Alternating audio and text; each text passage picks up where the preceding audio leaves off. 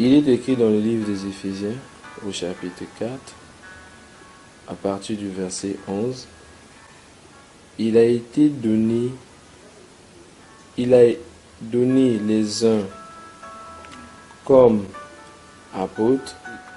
Il est écrit dans le livre des Éphésiens, au chapitre 4, à partir du verset 11, ceci.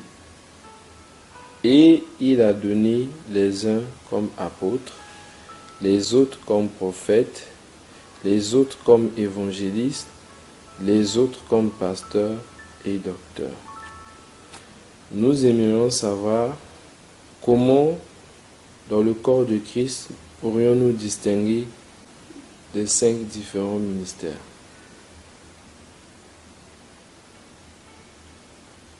Merci beaucoup, mon précieux frère, pour cette question.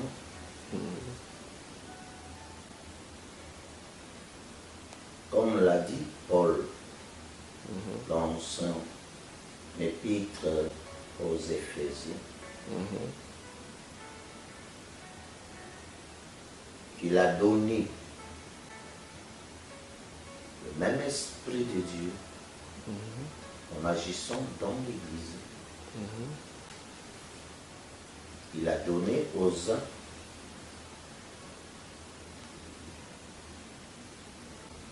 comme apôtres. Un apôtre est un envoyé. D'accord. Mais pourtant, tous les serviteurs sont des envoyés de Dieu. Ils sont appelés de Dieu. Ils sont instruits par Dieu. Ils sont conduits par Dieu. Et ils sont envoyés ou mandatés par le même Dieu. Mais ici, un apôtre est un envoyé. C'est-à-dire un missionnaire. Quelqu'un qui est mandaté par Dieu, qui est nanti d'une mission. Là, devrions un peu développer sur ce que c'est une mission. Yes, sir. Une mission est une charge qui est donnée à quelqu'un afin d'accomplir une tâche bien définie. D'accord. Tous les serviteurs ont reçu de la part de Dieu une mission.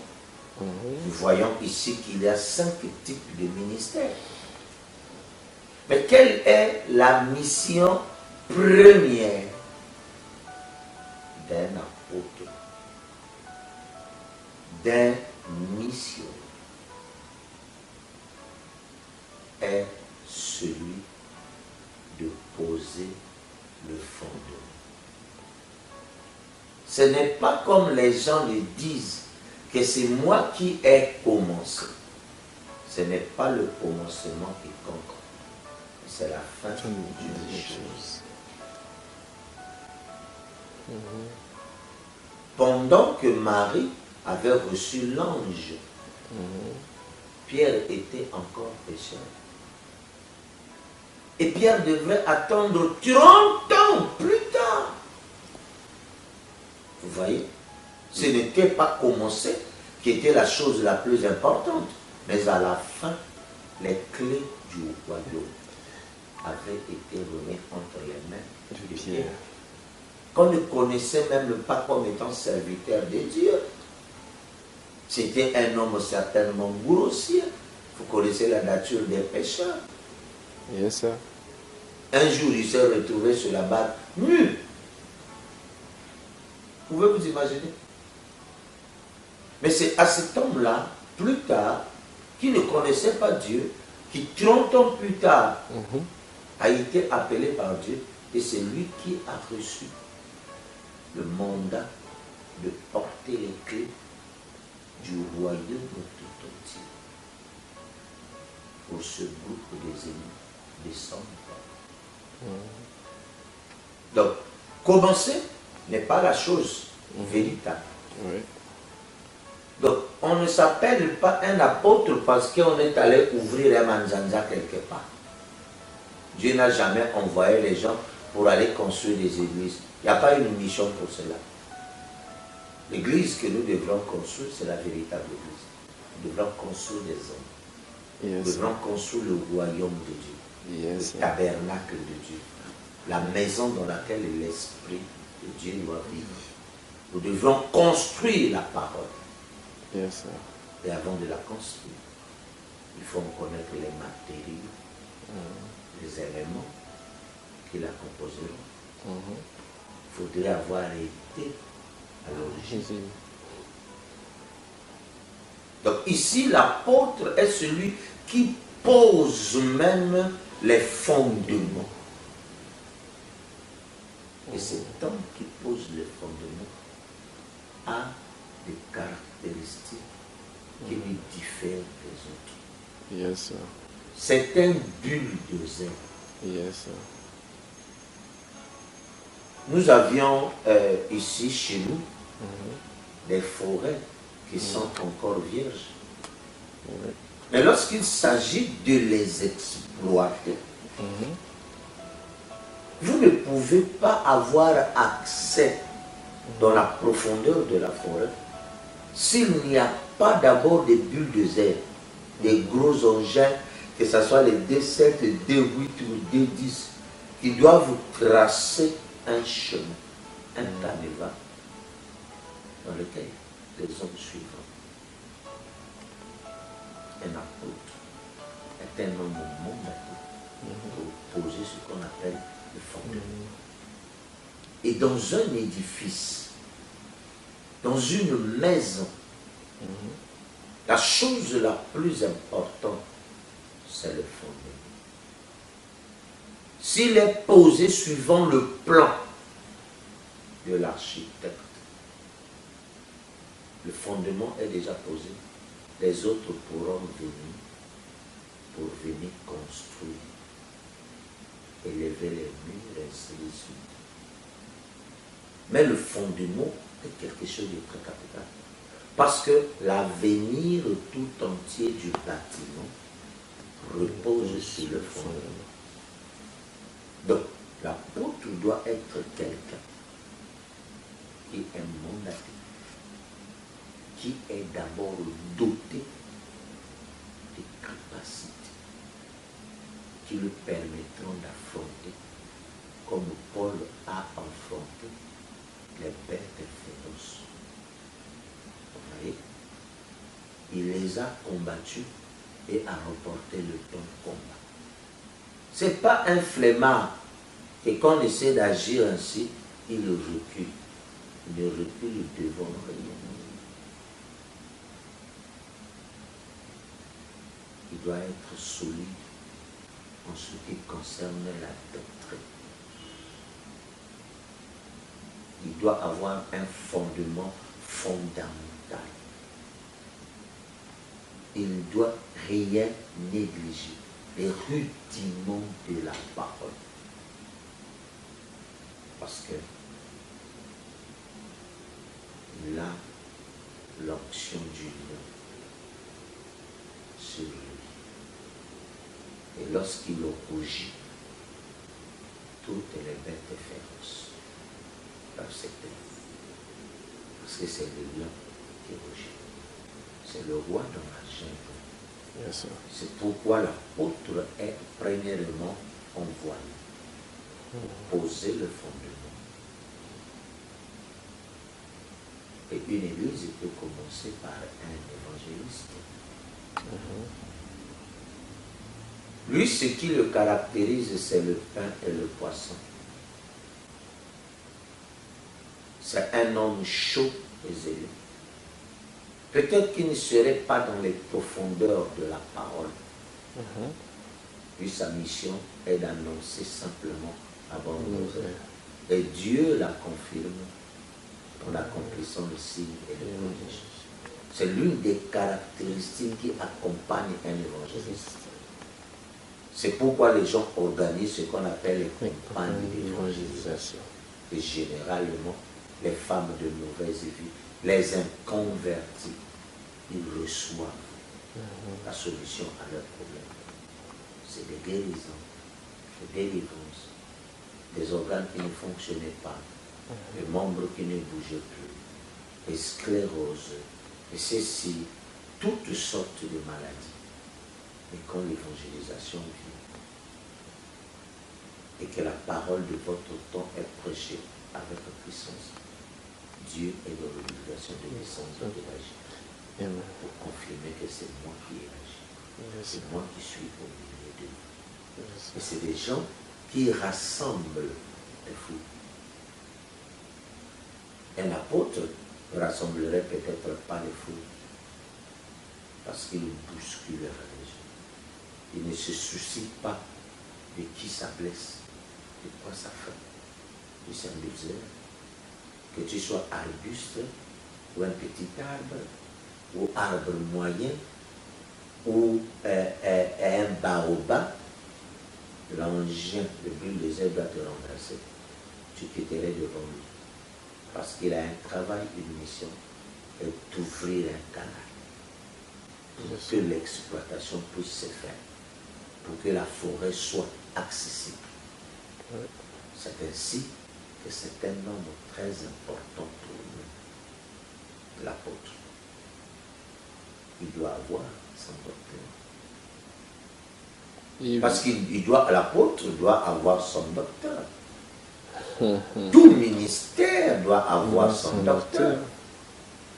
Parce que l'enseignement, tout ministère peut enseigner. Mais quand c'est le spécialiste, c'est l'agrégé, c'est différent. Yes, sir. C'est différent. Vous n'allez pas prendre un je ne sais qui, quel écrivain, et venir le mettre devant Théophile Obenga. C'est un agrégé en histoire, en égyptologie. Yes, Après, Cheikh Anta Diop, c'est lui. yes, sir. Tout le monde est obligé de s'écarter, de fuir, de les traiter d'extrémistes. Qu'il est trop tranchant, qu'il est égocentrique. Mais moi, je préfère un homme comme celui-là. C'est un bulldozer. Où ça passe, où ça casse. Où c'est ça, où c'est pas ça. Il n'y a pas de demi-mesure. Et lui, il tranche. Un apôtre tranche. Yes, sir. Mais il doit être équilibré. D'où il aura besoin d'un enseignant, Yes, sir. un docteur. Yes, sir. Et dans le domaine naturel, le doctorat, on l'obtient après plusieurs années d'études. Yes, sir. Tu as eu ton bac, tu passes ta première année, ta deuxième année, tu as ton DEM. Tu passes la troisième année, la quatrième année, tu as une maîtrise. Tu dois aller en master. Ça ne doit pas s'arrêter là. Et oui. Le premier cycle est de 2 ans. Yes. À notre époque, le premier cycle était de 3 ans. Et le deuxième cycle est également de 2 ans. Et il y a un troisième cycle auquel on obtient un doctorat. Yes, sir. Et quand tu avances, tu es agrégé. Tu dis qu'on peut appeler un patriarche. Un vieux routier. Il connaît tous les détours du chemin. Nous avions besoin de ce genre de individu-là. Donc l'une des caractéristiques de ce ministère est la réconciliation des Écritures qui semblaient se contredire. La Bible en est pleine. Il n'y a pas une seule confusion ou une seule contradiction dans la Bible. C'est parce que quand les gens les voient, le problème c'est qu'ils ne sont tout simplement pas enseignés. Yes, sir. S'ils étaient enseignés, leur enseignant aurait éclairci tous les points sombres. Toutes les contradictions se seraient envolées et le spectacle lumière apparaîtrait devant lui et il marcherait dans la vérité. Yes, sir. Et comme ils ne sont pas enseignés, ils n'ont pas de docteurs, comme les gens le disent. Et nous ne sommes plus dans l'âge de l'enseignement, que l'enseignement a failli. C'est l'une des choses que même le prophète n'a pas fait. Lui qui a été mandaté un prophète, c'est un don. C'est une capacité de vivre dans les deux mondes. Un prophète n'a pas besoin de dormir pour avoir une vision. Ça, les deux consciences sont comme superposées. Son subconscient et son état conscient sont proches, sont comme collés. Il n'a pas besoin de dormir comme toi et moi pour avoir un sage. Ce qui fait que les choses des gens lui sont révélées constamment. Il faut qu'il soit vraiment un homme de caractère. Parce à supposer que tu arrives dans une famille et que la femme du monsieur que tu es venu voir sort avec le voisin. Que ferais-tu? Tu dirais ainsi, dit le Seigneur, toi madame Intel, tu sors avec le voisin, mais il risque d'y avoir un mordant. C'est pourquoi Dieu ne fait pas de spectacle. Quand il appelle un homme, il le prépare. Yes. Il le prépare. Parce que c'est l'une des lois de l'esprit.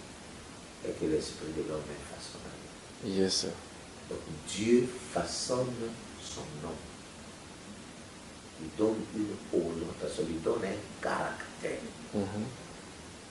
Lui fait passer par le chemin qui nous permettra de le ressembler lui. Donc l'enseignant est l'un des ministères dont l'Église a besoin. Parce que c'est lui qui amènera le spectacle lumière. Si les gens refusent les enseignements, ça veut tout simplement dire qu'ils doivent aller se taire, qu'ils doivent vivre à l'écart de la lumière. Parce qu'ils seront dans la cacophonie. Comment est-ce qu'ils éclairciront les points de doctrine qui s'élèveront? Comment? Les contradictions qu'eux semblent voir, ces confusions seront ôtées de leur esprit de quelle manière? S'ils ne reçoivent pas des véritables enseignements. Ils tomberont dans le cadre du pentecôtisme. Ils disent qu'après que nous avions reçu le Saint-Esprit, on n'a plus besoin que quelqu'un nous enseigne. Mais l'enseignement est fondamental. Frère Manan me dit, j'ai été tout sauf un docteur. Et il avait l'Ivan. Il avait ce docteur toujours à ses côtés. Yes. C'était dans le but de redresser, d'éclairer. Il était le prophète. Mais le docteur éclairait la chose. Il amenait la lumière, une lumière plus grande. Lui n'avait pas de mots pour expliquer certains faits. C'est pourquoi il disait, si j'étais à l'école, si j'étais un érudit, j'aurais su comment expliquer ces choses. Donc nous voyons que la parole a été apportée par un Jean-Baptiste qui n'avait qu'un langage rudimentaire, qui n'a parlé que selon l'environnement de son époque. Alors qu'il a vécu dans la nation la plus développée du monde, la première puissance, qui possédait la plus grande technologie. Et le messager que Dieu a utilisé, c'était quasiment un analphabète, imprimé rien. C'est pourquoi Dieu a ouvert la voie que William Branham ait des encyclopédies et qu'il plonge dans la lecture. Parce que vous devrez lire et prier. La lecture pour acquérir le savoir, la connaissance. En sachant que la bonne marche d'un chrétien dépend premièrement de sa connaissance. Yes, sir. Et la connaissance, on la reçoit de quelle manière? Lorsque l'on va lire, lorsque l'on va écouter. Vous voyez? Yes, sir. Celui qui lit est béni, celui qui écoute est béni. Yes, sir. Mais celui qui garde ces choses qui sont écrites est au-dessus d'eux. Donc nous voyons par là que la position du docteur est une position fondamentale. C'est un éclaireur. On pourrait croire que c'est même un prophète. Il est vrai que chaque ministre dans le Nouveau Testament est un prophète. Tout prédicateur dans le Nouveau Testament est prophète. Mais je parle ici de prophète étant que ministère. On ne devient pas prophète. On ne devient pas prophète par imposition de Dieu. Non, non. Mais c'est un talent. On est avec lui. Yes, sir. Dieu pouvait dire à Jérémie, avant que tu me fusses formé dans le sein maternel, je t'avais établi. Je t'avais appelé prophète des nations. Yes, sir. Et je t'établis comme une ville forte. Dieu rappela au jeune Jérémie qu'il n'était pas une créature du temps. Non. Que ce qu'il faisait, qu'il devrait faire, il l'avait reçu bien avant qu'il ne vienne au monde. Bien avant que son papa et sa maman ne se croisent. Donc le temps que vous recevez de Dieu, c'est quelque chose de précieux. Yes, sir. Il n'y a pas de prix. Non. On ne devrait pas le prostituer. On ne devrait pas le troquer contre quoi que ce soit. Sinon, rester en harmonie. Rester dans la ligne de la mort. Nous voyons un pasteur. On appelle pasteur un berger. Le gardien du troupeau. Le gardien de la bergerie. Mais le berger garde les brebis. Oui. Vous voyez? C'est différent quand nous partons en Israël. Fabana me dit, c'est là que vous trouverez la vraie différence. Parce que le soir, lorsque le berger ramène le troupeau à la bergerie, lui-même se met à la porte. Et il n'y a que les brebis qui entrent dans la maison. Au berger. Le reste, les ânes, le bouc de ceci, sont au dehors de la grande cour. Yes, sir. Ils sont nombreux à être appelés. Ils sont une minorité seulement est autour du berger. Le reste peut vivre comme bon leur son. Ils peuvent encore sortir. Le berger ne bougerait pas. Parce qu'il sait c'est sans importance d'aller et de courir derrière un bouc. D'où tout le monde ne devrait pas être appelé berger. D'autres, on les appelle les chepteliers. C'est-à-dire ceux qui gardent un cheptel. C'est-à-dire un troupeau composé de plusieurs espèces. Et aujourd'hui, je suis pasteur du troupeau, de ceux que Dieu me donne. Yes, sir. Jésus n'était pas pasteur de Judas. Parce que Judas ne se conduisait pas souvent la parole. Vous voyez, il était pasteur de Pierre. Il était pasteur de Jean et de tous les autres. Mais il n'était pas pasteur pour le Judas. À ce moment-là, Jésus, son troupeau devenait un cheptel. Et aujourd'hui, c'est encore plus grave. Puis c'était à une échelle embryonnaire. C'était la Genèse.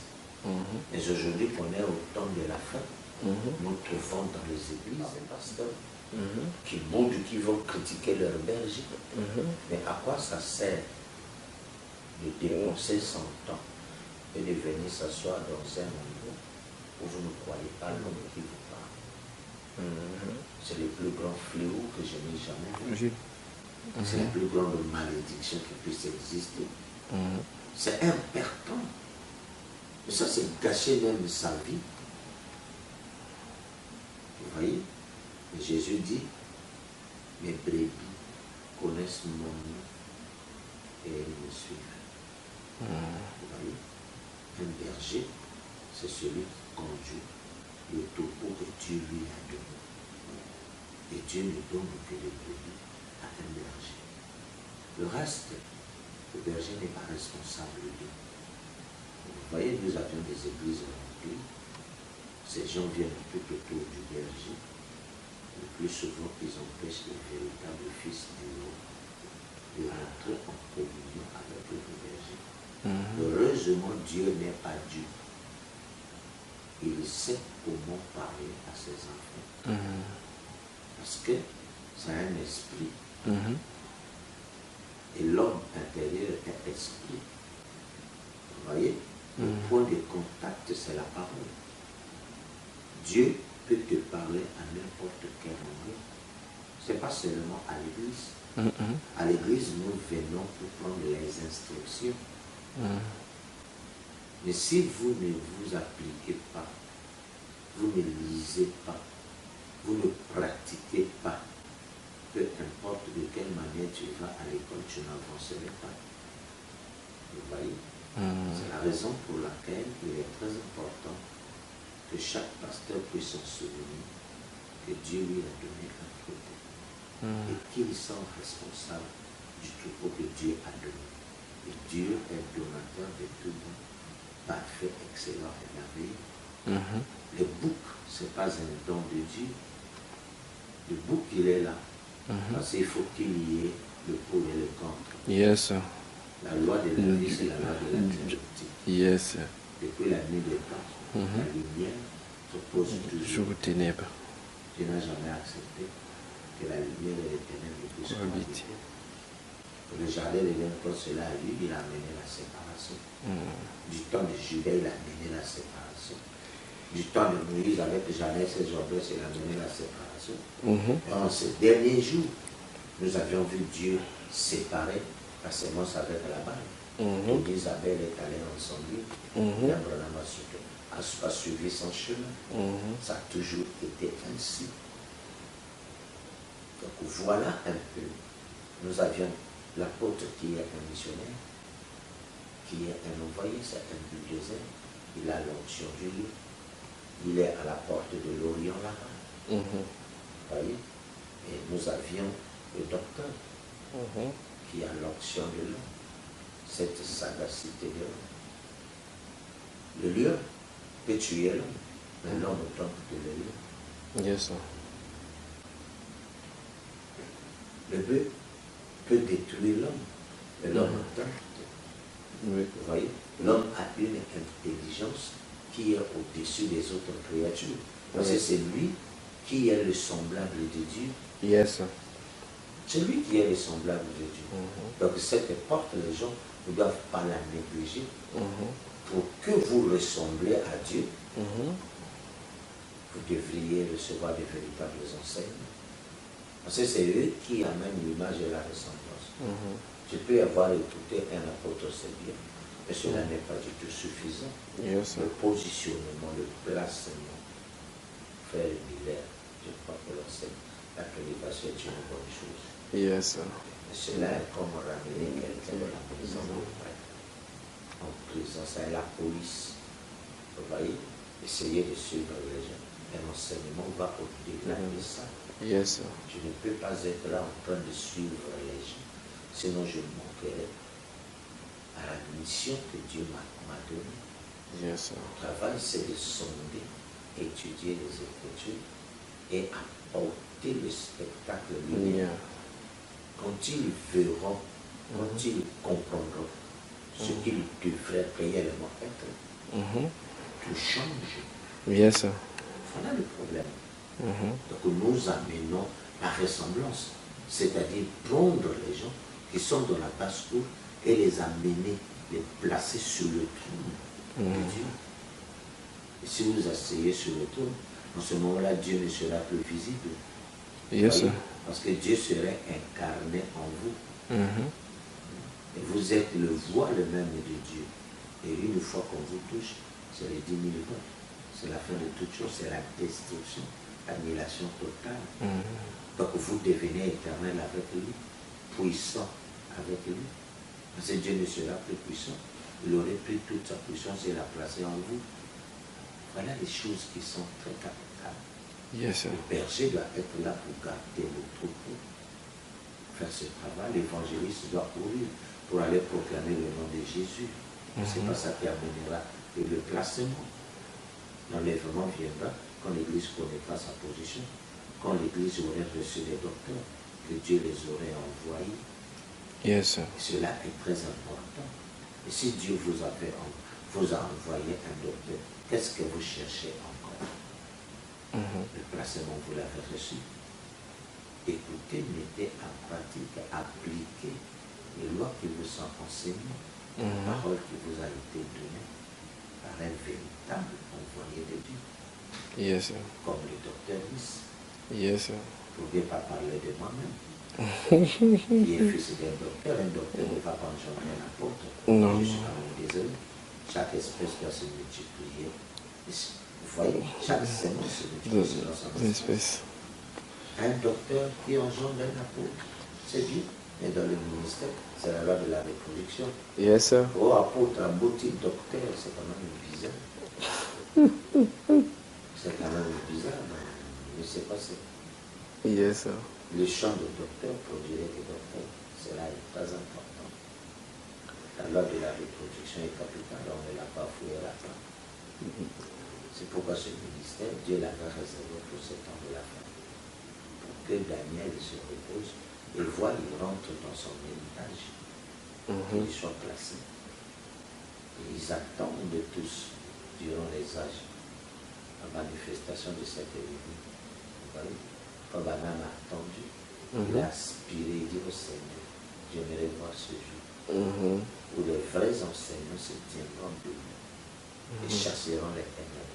Yes, sir. C'est la lumière qui chasse les ténèbres, on ne va pas faire la guerre contre les gens. Non, non, non. Non, non, non, non, non. Apportons la lumière et la vie des gens va s'éclaircir. Les gens seront délivrés. Parce que le contestataire ne sera plus celui qui les tourmentait, ne sera plus. La lumière serait tellement grande que lui, il est tellement sombre qu'il ne pourra plus se présenter devant ces gens-là. Donc voilà le secret. Pourquoi insulter les gens? Pourquoi pousser les gens de force? Alors que nous avions les instruments pour façonner les gens. Que Dieu nous bénisse. Amen. Merci beaucoup.